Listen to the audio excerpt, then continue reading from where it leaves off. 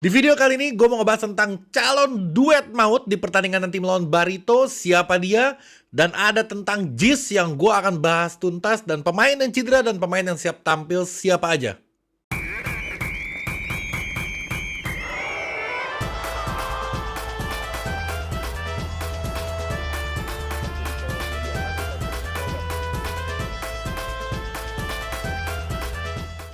Oke Jack, balik lagi sama gue, Ilan Alkatiri di Persija Inside. Nah, di video kali ini gue mau sedikit memberikan informasi yang terbaru dan yang terupdate mengenai pemain yang bisa tampil, pemain yang nggak bisa tampil, dan beberapa hal mengenai Stadion Jis juga yang gue bikin kepala gue kenceng ini. Nah, gue akan menjelaskan satu persatu. Tapi sebelumnya gue mau tanya dulu sama lo.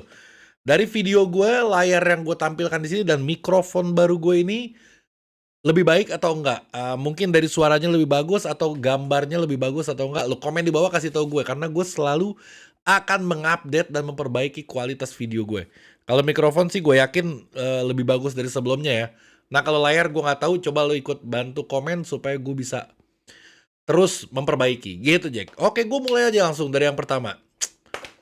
Pertama ada berita yang perubahan jadwal yang kalian udah tahu. Perubahan jadwal ini yang agak malam dibanding sebelumnya. Dan itu ternyata disyukuri oleh Thomas Doll. Dia bilang bagus untuk para pemain kita. Karena apa? Karena pemain Eropa ini masih belum bisa terbiasa dengan cuaca yang panas di Indonesia. Sebenarnya bukan panas ya. Yang dipermasalahkan itu bukan panasnya, tapi istilahnya tuh humid namanya. Jadi apa ya, kalau sesak ngap gitu, cuacanya ngap. Jadi kalau misalkan malam hari agak mending karena nggak ada panas dari siang hari atau sore hari. Jadi ini disyukuri sama Thomas Doll, perubahan jadwal ini. Mungkin salah satu pengajuannya juga dari Persija juga kali supaya jadwal dimundurin. Tapi biasanya Indonesia itu bola selalu mengalah dengan sinetron. Gue nggak tahu ada sinetron apa di jam itu mengakibatkan bola sampai bisa mundur. Kalau gue sih feelingnya itu ya, kalau gue feelingnya sinetron ya. Jadwal bola bisa mundur hanya karena sinetron, tuh gila banget sih buat gue. Gue atau ratingnya sebagus apa, sampai-sampai bola yang kalau Persija main yang seheboh itu, ratingnya sebagus itu, masih kalah main di sinetron. Gila, udah kacau banget. Oke, yang poin kedua yang udah gue catat, yang pertama tadi perubahan jadwal, yang kedua Persija krisis pemain. Ini menjadi catatan yang ekstrim buat kita karena banyak banget kita kehilangan pemain. Pemain yang nggak bisa tampil itu Ryuji. Sebenarnya Ryuji udah latihan dia, tapi dia nggak bisa tampil. Otavio Dutra, ya ini favorit gue banget. Gue nggak tahu dia kemana, masih cedera, tapi dia nggak pernah didaftarkan di tim.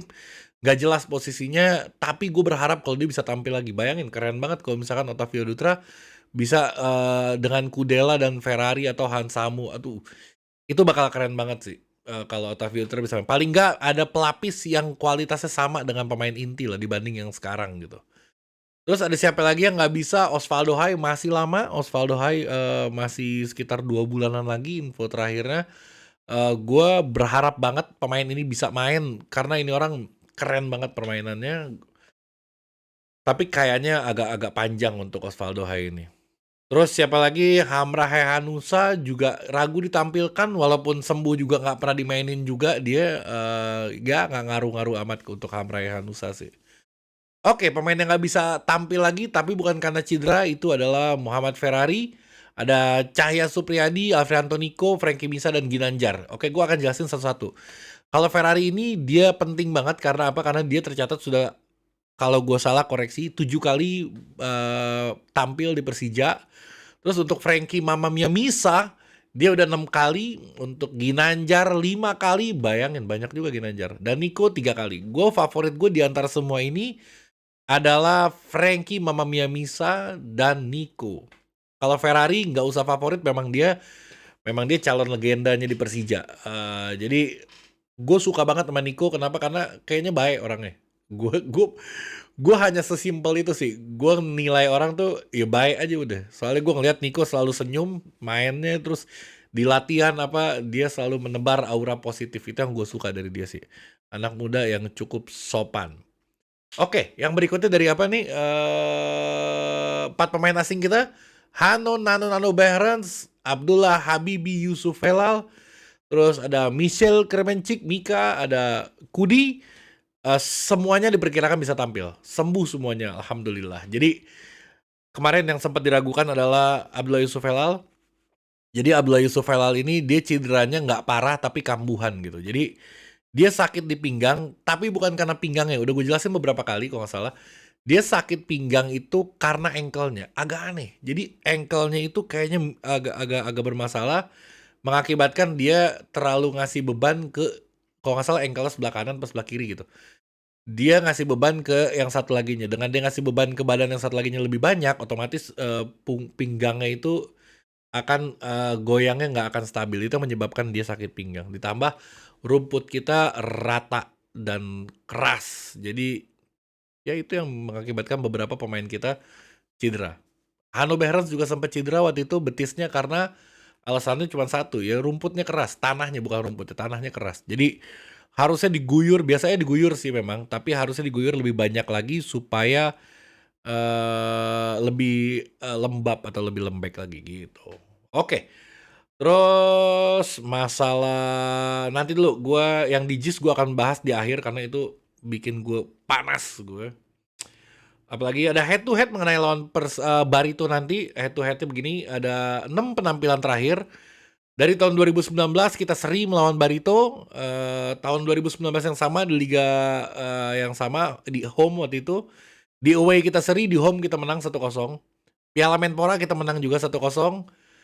Di 2022, 2021, 2022 kita seri 1-1. Di kedua sebelum sekarang itu 1-1 juga. Dan di Piala Presiden terakhir kita kalah 2-0. Ya kalau di Piala Presiden ini nggak bisa jadi patokan karena nih bangku gue berosot terus Jack. Kalau di Piala Presiden itu nggak bisa jadi patokan karena apa? Karena nggak pemain kita yang turun, bukan pemain full kita yang turun. Jadi kita nggak bisa menilai dari situ. Karena waktu itu kalau nggak salah anak-anak muda yang main di situ dengan turun di situ. Jadi lupakan Piala Presiden. Kalau gue lihat dari head to headnya Persija jauh lebih diunggulkan dibanding Barito sih.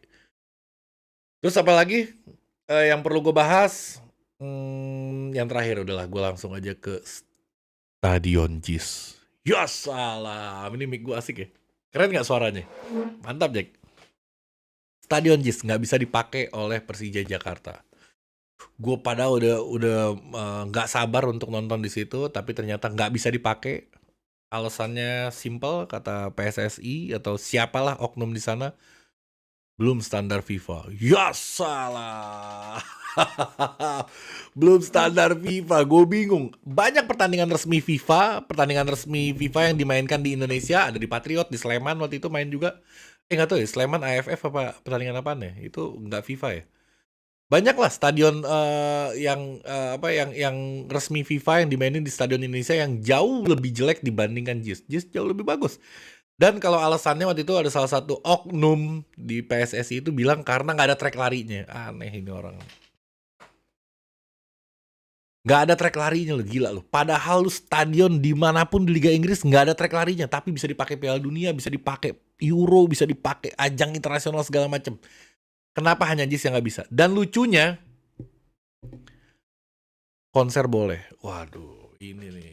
Ahmad Dhani mau konser di sana karena dia kayaknya tuh pas lagi kemarin peresmian JIS kan dia main tuh di situ. Dia ngeband, kayaknya ngelihatnya asik kali. Ternyata dia ketagihan dan dia pengen konser di sana. Boleh. Gue nggak tahu sekarang udah dilarang apa belum, tapi sempat dibolehkan. Mungkin masih boleh sampai sekarang, gue nggak tahu. Kenapa bola nggak boleh gitu? Nah sekarang kalau misalkan ada error kemarin ada pagar rubuh, yaitu bagian dari ngetes. Sekarang gini, uji tesnya belum layak. Lu gimana uji tes mau disebut layak kalau misalkan nggak dites gitu? Ya tes aja. Contoh pagar rubuh, oke dibenerin. Itu kan jadi bahan introspeksi untuk si pendiri stadionnya itu. Misalkan kayak, oh ternyata besinya pada copot. Ya, itu kan karena dites. Kalau misalkan nggak dites, mana tahu itu besi akan copot. Jadi gue masih bingung sama keputusan ini. Gue berharap banget sih bisa main di JIS ya, Persija. Karena deket banget. Gue nonton pas lagi peresmiannya itu dari tribun itu ke lapangan deket banget. Gitu kalau lawan Madura kita bisa cywar dari pinggir lapangan tuh enak banget sebenarnya tuh. Cuman sangat disayangkan. Sama Persija tuh sinis banget itu, gue nggak ngerti deh kenapa deh. Dari mulai wasitnya, dari mulai segala macamnya cukup membuat gue kesel sih. Gue akan bisa membahas JIS ini berjam-jam, tapi gue cukupkan sampai di sini karena ini sebenarnya konten ngetes mikrofon dan ngetes layar gue sebenarnya. Jadi lo kasih penilaian buat gue gimana suara mikrofon gue dan dan gambar layar gue apa cukup bagus atau harus gue lebih perbaiki lagi atau segini cukup. Tapi kalau buat suara menurut lo gimana, keren nggak? Ya salam. Oke, Persija Insight. Mengundur. Mundur dulu.